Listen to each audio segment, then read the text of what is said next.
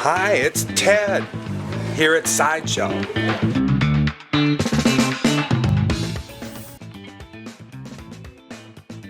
Hey guys, it's Ted at Sideshow. It's the store inside of the American Visionary Art Museum. It's the only museum in the United States for self-taught artists. Okay, here we go. What does this remind you of? You're right, John Waters. And look what he said about the store. Sideshow is the best museum gift shop you've ever been to in your life. So come shopping and leave smiling. It feels like you're in another art show when you go into the store. And I still remember coming to AVAM with my family a lot and always dragging them to the store at the end of the visit and then staying in the store about as long as we stayed in the museum because the store is incredible. You can find political posters, handmade jewelry, postcards. It's really cool. There's a lot of creative art. These look kind of cool. You like those? Yeah. They're fun. Hi, Anne. Hi. Could you show us your favorite items in the store? Okay, it's hard to choose, but one of them, I love these vintage ice cream boxes. They're great for storage. They're great for real quick gift wrap. You don't have to do anything else to it, just maybe a bow, and it's just like the cutest darn thing. We've gone to buying shows where there's a whole bunch of wholesalers in one big warehouse. We get to dig around. Ted Frankel. He's like one of those guys with, what do they call those rods to find water? I mean, he finds cool stuff. He's hardwired to find unusual items. When I was a customer here, it was just such a magical experience to like go through and see what's in every drawer. And then getting to know the stories of like where some of these things have come from and seeing, like getting to fill them is just kind of fun and really special for some reason. What's in Rick Springfield? And it's Springs. I can't even imagine having our American Visionary Art Museum without Ted now. He's that seamless a part of the good. This one's a winner too. Every time a kid comes in, whether the kid is in a big body or a little body, they love it. I show them, this is my Him favorite. do his magic shows is never like, oh, I gotta do this again, there's another kid. He sees through a child's joy. What you're saying, you don't have any crayons? No problem. Look at this. I can suck up all the colors of the rainbows from these beads, from these bracelets from Africa. And then you don't have to worry, right? Because look, it's sucked up all the colors and now they're all colored. With regards to Ted, anybody and everybody who meets him is just, he casts a magical spell.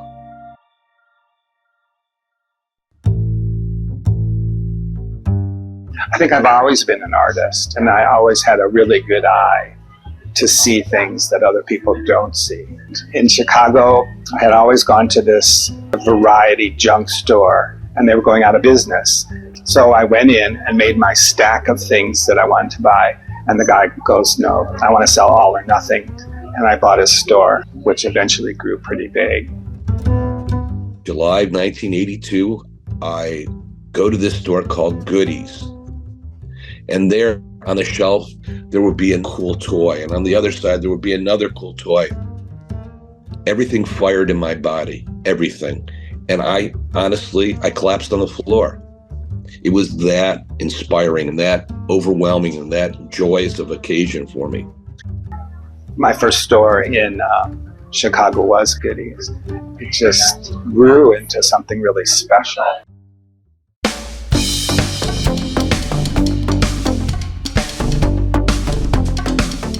It was a place I went to get everything at Uncle Fun.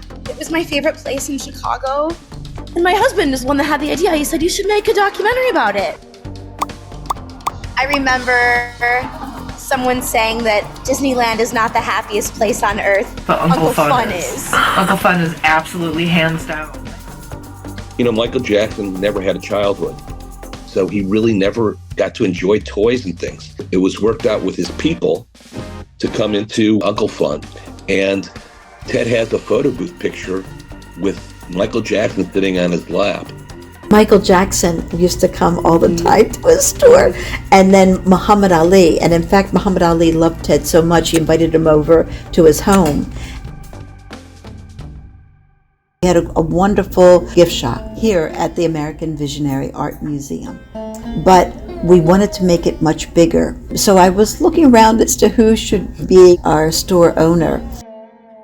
Never really heard or thought about Baltimore, Maryland. One day my friend Nancy Josephson, she goes, "I'm going to take you to the Visionary Museum in Baltimore." And I go, "Okay." So we came and had lunch at the museum, and on the way down she said, "I'm going to introduce you to Rebecca Hofberger, the founder and director of the museum." Ted really understood that we weren't a museum like any other. I said to him, "You know, you're the one. And I said, "The one what?" You're supposed to run our museum." And I thought, well, I have nothing to lose except a little money. So I said, "I'd give it a try." From there on, here I am. There was something about his being that was so authentic and truly loving through both difficulty and pain. I had businesses in Chicago, and I had two unhappy sisters, and they moved from Florida to be near me. And I said, "Oh, let's all go in business together, you know, the family thing." And they were very unhappy, and they fired me as an employee, and that way they took all the money and stuff. I sued my sisters for taking away my store stuff, and my parents said, "You don't do that to your sisters." And they sued me, and it became a thing. I was disowned by my family, and I was pronounced dead in my parents' will. You know, I died, I predeceased them. When I think back, it was a terrible thing.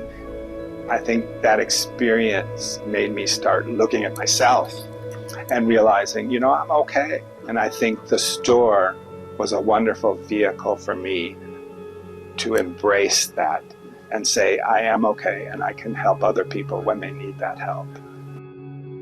Rebecca has this visionary, unique ability. She's a seer, and she saw what has become just a fantastic love affair. She knew how to seal the deal because she introduced me on a blind date to my husband. I was at an event, and Bill Gilmore was standing outside, and I said, "Bill, I know you know how to love. I have a friend who's new to town. He's really a good person." She asked if he was ready to meet somebody, and we went out on a date, and we've been together ever since. The mayor called it, you know, Bill and Ted's Excellent Adventure. What is it, Ted? I'm dyslexic. Ted and Bill, Bill and Ted. We all know that one. No way. Yes way. But it starts. They are just two peas in a pod. Billy had served 7 mayors, but it was the first same-sex marriage that Mayor Stephanie Rawlings Blake conducted in her chambers for them. I get teary-eyed because that was the last piece of the puzzle that Ted needed. A really important person in his life. They're special. Ted's very modest. Ted has been on the board of a school in Haiti for well over 30 years. And remember when the terrible earthquake came, we worked with Ted, and we actually raised $40,000 to send and get delivered to that school. But he also knew a lot of the artists were so disrupted, and he went and he got like huge, poundage of sequins and all the equipment they needed to get started again. He has a profound sense of giving back, but he does it quietly. He's an individual who has changed the world for many, and he's done it in his own little way. He just does the right thing all the time. I mean, really, when I talk about Ted, it sounds like I have drunk the Kool-Aid, but it's so easy for myself and anybody else who has met this wonderful chap.